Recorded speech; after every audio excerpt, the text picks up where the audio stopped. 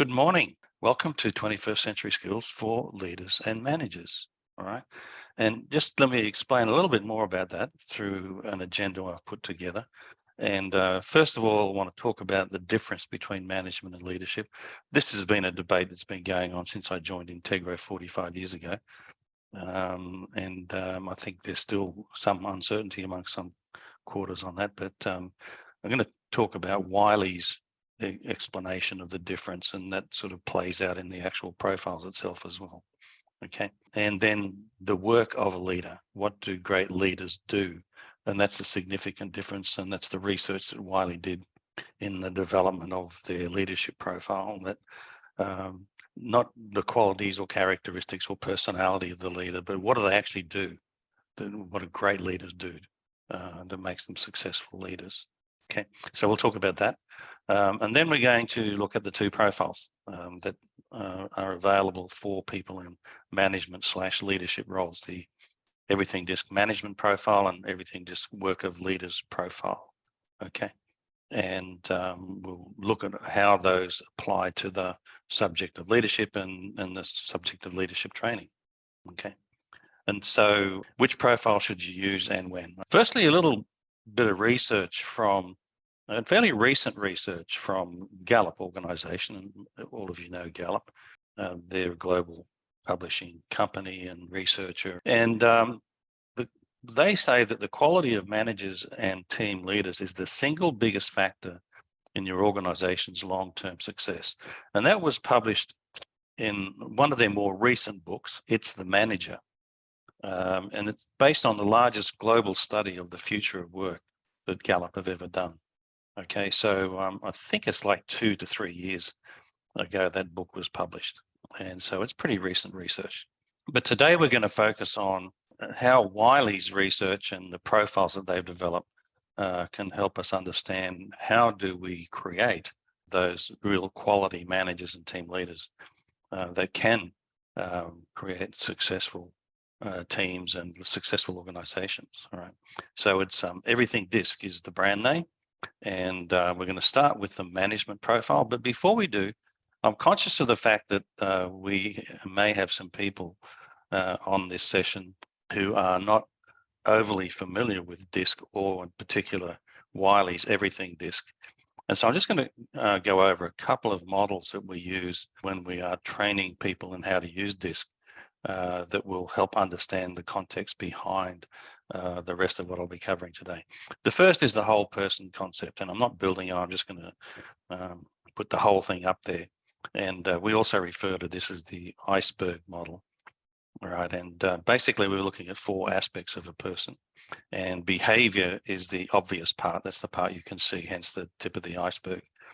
And the other things, aspects of people, are below the surface and you can't see them, but they're there and they're driving the behavior. And hence, if you're going to be a successful manager or leader, if you're managing people, dealing with people, understanding that behavior is key. And understanding that behavior, it helps if you understand what's going on underneath the surface. All right. So thinking and feeling directly drives behavior. Values and beliefs inform our thinking and feeling. If something's really important to you, you value it highly, you believe in it strongly. It affects your thinking and affects how strongly you feel about things, and it affects what you do. All right. And then at the bottom of the iceberg, we have needs, and we're talking mainly about psychological needs here with DISC. They're instinctive needs, and for a lot of people, unconscious. All right. And DISC is a needs-driven behavioral model. That's why we use this. Okay, people use the behavioral style they use, the behaviors that they use in order to satisfy needs. In the same way that when you're hungry, you eat. Right? If you've got a need for nourishment, you eat. The behavior satisfies the need. All right. Another simple example: if you have a need for affection, what do? You behave in a way that encourages someone to give you affection. Okay, we satisfy our needs through our behavior, and that's what DISC is all about. All right. The other model I want to introduce here is the interpersonal circumplex. If you've studied any psychology, you will have come across this. It's the most widely used psychological model to explain interpersonal behavior, how people interact with each other. And DISC is based on this. All right. So if you look at the two dimensions here, on the left-hand side, we have power or agency or control. And on the horizontal scale, we've got affiliation or communion. Right. And when you plot where people sit on this circumplex, you can see the degree to which they use power or control in relationships, and the degree to which they affiliate with others in relationships. All right. And so that's what DISC is based on. So here's the DISC theory model. And again, I'm not going to build it. We don't have time for that. But you'll see we've got control adapt on the vertical scale and affiliate detach on the horizontal scale. So these are the psychological needs that drive people's behavior and result in them using a particular DISC behavior. All right. So if you've got a high need for control, and a low need for affiliation, you're more task oriented, you're going to use dominant behavior. Okay. If you've got a low need for control but a high need for affiliation, you're going to use steadiness or supportive behavior. Okay, and so on. All right. So people use the DISC style that they do instinctively to satisfy these needs. And for managers, people managing people or leading people, understanding their own style and their own needs and fears, and how that affects the way they interact with people and deal with people is a key to becoming more effective. All right. And then learning to understand the styles of the people that report to you, and what their needs and fears are and how you can better relate to them. So that's sort of what we're going to look at. How do the profiles help us do that? Okay, so let's dive into the management profile, and you'll see around the outside of the DISC map, we have 8 words. These are the priorities. All right, so different managers have different priorities because of what their style is and what their needs are. All right, and so like, for example, an S style manager, steadiness or supportiveness, has a high priority on supporting people.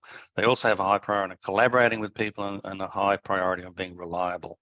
So everybody gets 3 priorities allocated to them, the one closest to their dot and the ones either side of that.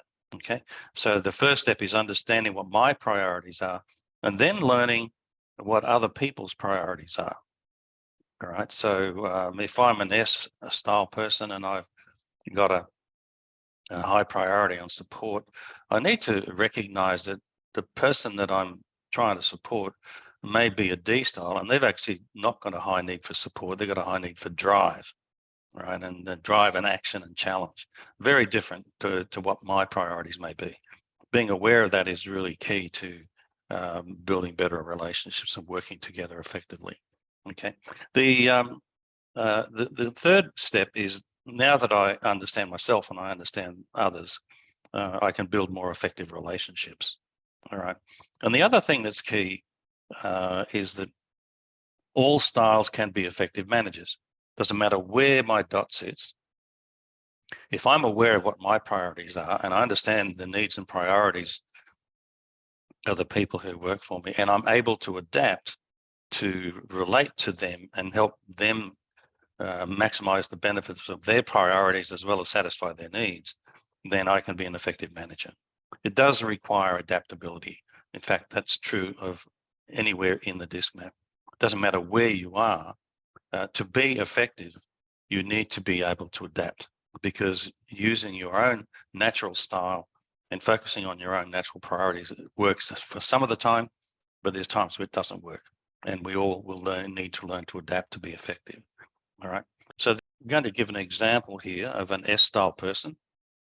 All right, so their number one priority would be support, and then it's backed up by collaboration and reliability. And everybody, as I said, gets 3 priorities allocated to them. And that's research-based. So they interviewed tens of thousands of people who had taken the DISC profile and said, what's really important for you as a manager? And then they identified the priorities that were important for each of them, and of course created the map. And the research behind that is in the research report, by the way, if anyone wants to know where to find that. Okay, but what's interesting here is that as an S-style manager, being supportive is great, but collaborating, being reliable, that's great.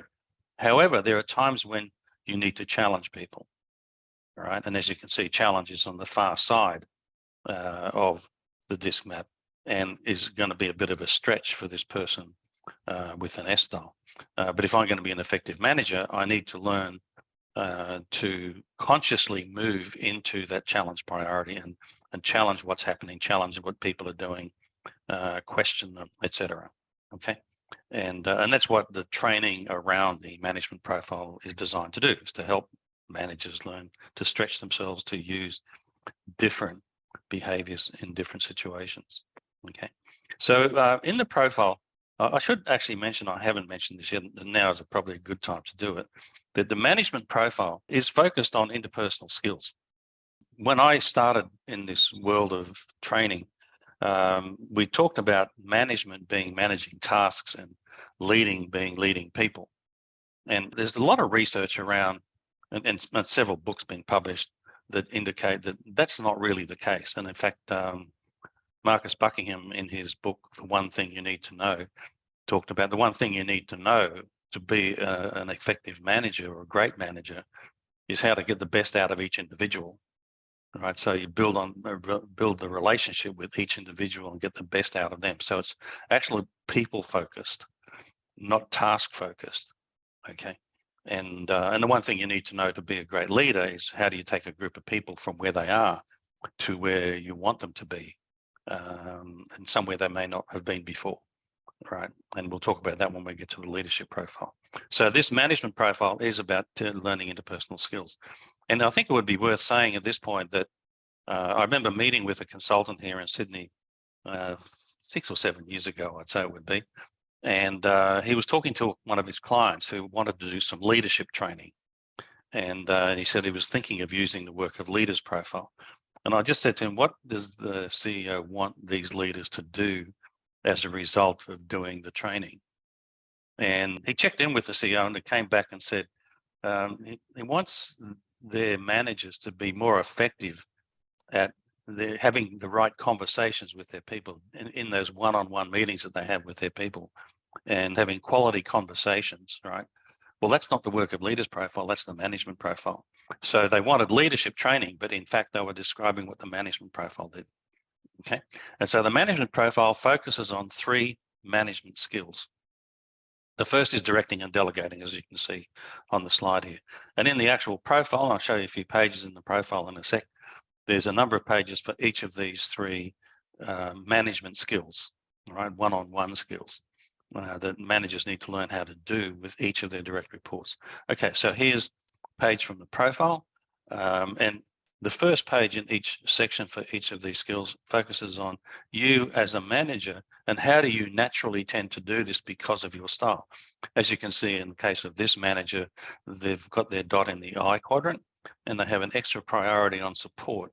Okay, and so their natural tendency is to emphasize encouragement, collaborate, focus on action, and be supportive. All right, the supportive is an extra because of that extra shading. Okay, and then the bottom there, it says, how do you approach directing and delegating? What's your natural tendency? What are your strengths and what are your challenges? All right, and then the profile then goes into 4 pages to show the manager, how do I adapt to direct and delegate to each of the different styles? And so I have an example here of the C style, the S style, sorry.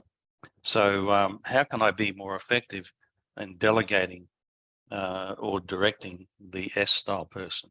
Okay, and then also a little bit further down on that page, it says, what about if they're less experienced? Do I do it differently than if they're more experienced? So learning to use this profile means working through this information, identifying someone a direct report that you currently want to provide some direction to or delegate something to. Identify what their style is, either by getting them to take a profile or using the people reading techniques that are part of this course.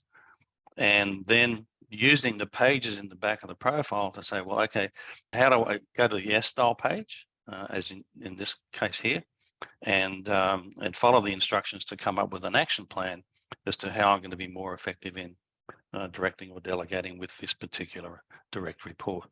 Okay, so I'm going to switch to the subject of motivation, and firstly engagement.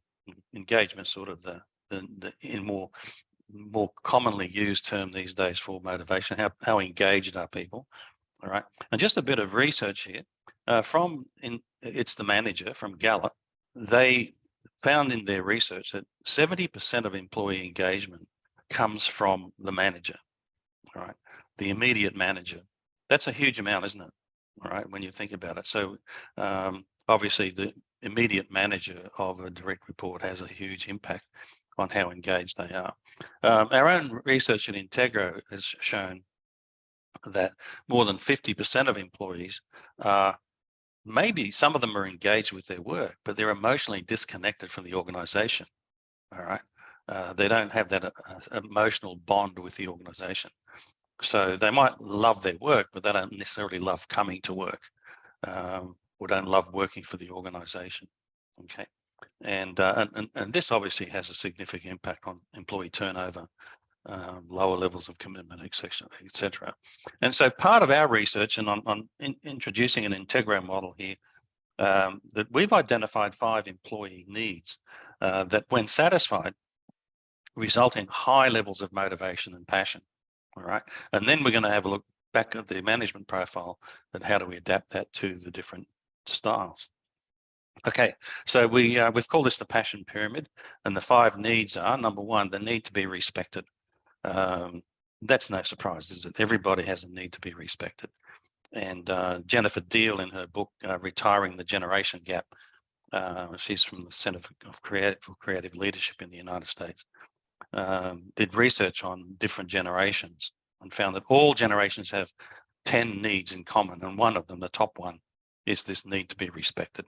Okay, so we've got to start with that. If people don't feel respected, then they switch off to their manager. And the second need that people have is to learn and grow. People do want to learn, to improve, and to contribute more. All right, but they don't want to learn from a manager that doesn't respect them. All right, and so we've got to build. That's why we call this a pyramid.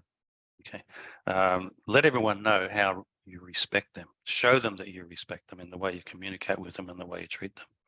Right, and then help them learn and grow, and then they become more talented, skillful employees. All right. Then the third need is to be an insider, to be on the same team as my manager. All right. I feel involved. Get them involved in problem solving and decision making. Okay. So leaders need to be inclusive, obviously, to make sure everybody feels like they're an insider, and that increases commitment and engagement. Okay. The fourth need is to do meaningful work. All right. I don't know if you've read Daniel Pink's book, Drive. Okay. Meaning and purpose was a big part of what his research found was what motivates people in the workplace today. And this is particularly true of the younger generations. Gen Ys in particular want to know that what they're doing is meaningful. And so we actually create meaning through aligning them with the purpose, values, and vision of the organization. And it helps employees feel much more emotionally connected to the organization. And then the fifth need is to be on a winning team. Okay. And so if you think about it, if you've got employees that they feel respected, they're learning and growing and contributing more, they're offered the opportunity to contribute more by getting involved in problem solving and decision making. They can see the meaningfulness of what they're doing. They can see the impact it's having on customers or co-workers or other teams in the organization, and they're kicking goals. They're achieving success, right? You've got a really passionate team. All right, so I just thought I'd add this to this session because behind the management profile, this is not in the management profile, but if you're going to be looking at motivating different styles of people, all styles have these 5 needs. All right, and our research clearly shows that. Okay, so let's go back to the profile and look at the motivation section. This is the second management skill. Okay, and again, we have the first page is how do you naturally go about motivating people? What's the environment that you tend to create? Now, what's interesting about this is that for some people, they will find this environment that you create very motivational, but other people may not. So the other discussion the managers have in this section of their training is how could I demotivate people by being myself? And so how do I need to adapt? And that's when we'll get into looking at different styles. In this case, this I style person looking at the C style person And how do I need to adapt to create a motivating environment for the C-style person, and what's the best way to recognize and reward them? And would be very different to what I, as an I-style person, would be looking for. Okay. And then the third skill that managers learn about is developing others, developing talent. Okay. And again, there's a whole section. The first section looks at your natural approach to developing others. All right. What are the advantages and disadvantages of your natural approach? All right. And then how do I develop a D-style person, an I-style person, etc. Pages for each of those styles. Okay. And so here's an example for developing an I-style person. Okay. What are the areas where they have strong potential? All right. So we can blow that up a little bit. And that gives us some clues as to what are the things that I could develop, because sometimes people don't know what they really are capable of, do they? All right, so it's really helpful when the manager has some information. You know what, this person has the ability to empathize with others. I'm not sure they're using that talent as well as they could. So perhaps I should be encouraging them to do that. Okay. All right. So that's the management profile. And as I said, it's one-on-one. It's teaching managers how to have the quality conversations. So when I need to talk to someone on my team in a one-on-one situation, my management profile is going to help me to hone in on with the application that's important, directing, delegating, motivation, or developing their potential. And then what's their style, and how do I adapt my conversation to fit their style better? Okay. So it's a really powerful and very practical program. Okay, so let's move on to the work of leaders profile now. And whilst the management profile is one-on-one skills, this is one-on-many skills. All right. So it could be the leader of a team, you know, a customer service team in a call center, for example, or it could be the leader of an organization or a business unit. Okay. And the research that Wiley did, they spent 5 years researching this, and they've published their research in a book called The Work of Leaders. All right. And if you're interested, we do have copies of that. It's also available, obviously, through online bookstores and stuff. It's a Wiley published book. And it publishes all the research that led to them identifying the work of a leader. So what's the work of a leader? Great leaders have a vision of how things could be, what's possible. All right. And another way of looking at that is they have a dream. All right. And talk to any person who owns their own business. And I'm not, you don't have to own your own business, but anyone who is a leader in an organization where there's potential for growth in the future, and ask them what's their dream. And they have a dream, right? They can see how things could be. All right. And I think that's sometimes I think I spend too much time dreaming, but it's something that's driven me all my life with Integro, is to always have this dream of how things could be. And that's the vision. It's seeing the future possibilities. Okay. And then in order to achieve that vision, I need to get others in alignment with that vision. All right. I need others to help me achieve that vision. And I'll do that by getting them into alignment, and then we'll execute a plan to achieve the vision. And so the research Wiley did discovered that the most successful leaders do this. They've learned to do this, or they've figured out how to do this. That they come up with a vision, they get people into alignment with the vision, they develop and execute a plan to achieve the vision.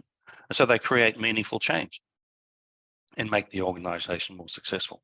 And so the key behind this particular model is what came out of the research was that in order to craft a vision, leaders need to do three things. They need to explore, look at possibilities. They need to be bold, right? And before they leap into the wide blue yonder with this new vision, they need to test assumptions and make sure that it's actually going to work. And so there are three drivers for each of the three stages here, right? So there's three drivers for building alignment and three drivers for championing execution, okay? And then you'll see there's 2 bullet points underneath each of those drivers. They're the best practices Okay, so when a leader completes the work of leaders profile, they complete the DISC section, obviously, to identify what their DISC style is. And I'm going to show you how we marry the two together in the profile itself. And then they answer 3 additional questions about each of the best practices. All right.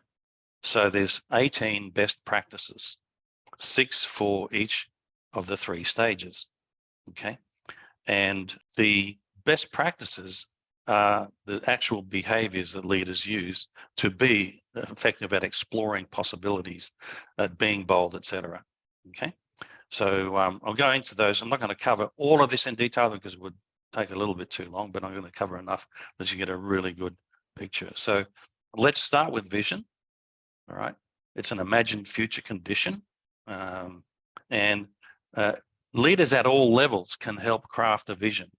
Okay, so there's 2 ways of using this tool. Actually, to increase leadership effectiveness, you can use it as part of a leadership training event with people in leadership roles, and they will identify what their leadership style is in terms of DISC, but also how well are they currently using the 18 best practices. Now, most people are using some of them very effectively, and most people are not using some of these effectively at all. And so the best practices that they're not using are going to hinder them from being an effective leader. And so you can develop a leadership program around identifying strengths and challenges, and we'll look at that in a few minutes, how you can actually use this profile to increase leadership effectiveness. You can also use it with a leadership team to see what the strengths and challenges of the team members are, and actually use the process to help lead the team come up with a vision, get into alignment with the vision, develop a plan to achieve the vision and execute that plan. So you can actually use it as a model for working with the team. Okay, so it doesn't have to be an executive team. It can be a team further down in the organization. And that team leader of customer service team in the call center, they don't have goals, right? And yet, if they took their goals that might be allocated to them and said, well, what would that look like if we achieved this goal? What would our team look like? What would it feel like being part of this team? And actually come up with a vision for their team to focus on rather than just focusing on some numbers or goals. Okay. All right. So let's look at exploration for a minute. All right. There are 2 best practices for exploring a vision. The first one is remaining open. The second one is prioritizing the big picture. And this is how they show up in the profile. All right. And the dot represents my position on these 2 continua, best practices. And if you look at my DISC style, an SI style with an extra priority on pioneering, and it wouldn't be a surprise to know that I would be comfortable remaining open and exploring things rather than rushing in to seek closure and get on with it. All right. And also because I've got that extra priority on pioneering, I'm more likely to prioritize the big picture rather than get down into the details. Okay. And best practice is the right-hand end of the scale. If you want to come up with the best possible vision, you need to remain open as long as possible to explore all the options. And you need to stay with the big picture and not get down in the details. All right. The second driver is boldness, and the 2 best practices here are adventurous and speaking out. All right. So yes, there's times to be cautious, but not when you're coming up with a bold vision. Right. You do need to be adventurous. Now, you wouldn't think that an SI style would be very adventurous, but then if you look at my profile, you can see the extra striped shading I've got on pioneering. I score quite strongly on the DI scale. And so the position on these best practices is actually influenced by additional priorities and unexpected items and things like that. So it's very personalized. Okay. And I'm also, and if you want to sell this bold vision, you need to speak out rather than hold back and keep it to yourself. Okay. And so, and then the third driver, which is testing assumptions, now's the time to maybe be more cautious. Okay. Particularly seeking counsel, getting input from other people, and exploring implications. All right. Analyzing potential challenges. And as you can see, I don't score too well there. Okay. And so that's something I need to be conscious of when I'm working with the team to come up with a vision. We've got to explore the implications before we actually launch into developing a plan. So let's look at alignment. I'm not going to look at all of alignment, but let's look at the first two. And now you can see I'm not too good at these. Offering intuition and impromptu messaging are far more comfortable for me than explaining the rationale. See, when I got an idea, I'd tell everybody my idea, and they're saying, well, why are we doing this? What do you want to change? And I haven't come up with all the rationale behind that. All right. And they also want structured messaging. So I need to go talk to someone on my team who's good at these things to help me put together a plan that I can present to the team that will explain the rationale and structured messaging. So and you can see why I'm more likely to be down the left-hand end of the scale here. So I've got to stretch myself more here. Okay. And then the second part of alignment was dialogue. All right. And that's exchanging perspectives and being receptive. And again, that comes more naturally to me because of my affirming leadership priority in particular. Okay. And so, and then lastly, execution. I'm only going to look at one section of execution. One of the drivers is feedback. Okay. And the reason I'm showing you this one is have a look at the two best practices in providing feedback whilst you're implementing the plan. You've got to be effective at addressing problems that are getting in the road that need to be solved for us to keep the execution moving. And you also need to offer more praise. Okay, offering more praise comes easily to me because of my SI affirming leadership style. But addressing problems doesn't come easily. It's actually the resolute leader on the DC side that's going to be really strong at addressing problems. And so that's an area of weakness for me that I need to focus on.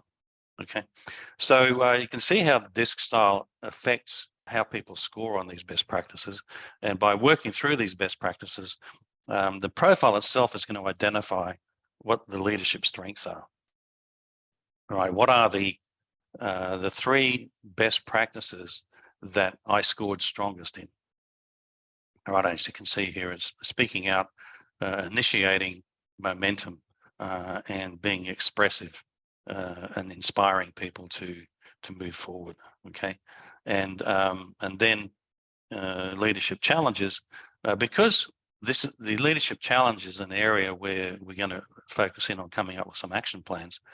There's a page for each of three leadership challenges, so it identifies three strengths all on one page, but then we have a separate page for each of the three challenges, and you can see in the first one is under being receptive. For someone who tends to be more challenging rather than receptive, rather than listening, and starts challenging and questioning things that the team's suggesting, there's some tips for improvement. And there's a couple of examples there, case in point.